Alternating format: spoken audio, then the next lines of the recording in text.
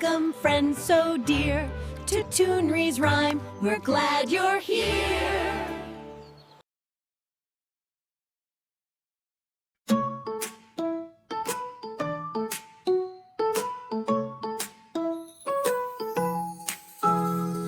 Oh, what fun we've had today, with paints and glue and colors at play, crafting shapes and making art.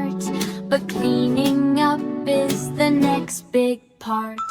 Little hands, it's time to go.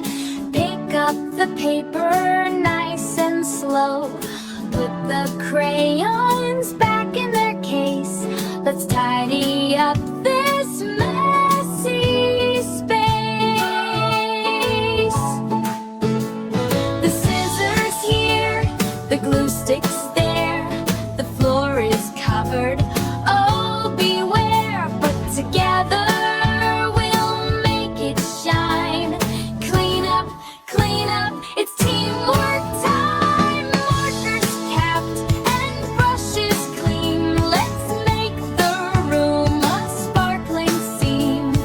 Bins for scraps and bins for toys. Let's clean together, girls and boys. Who can find the paper bits? Who can help with puzzle kits?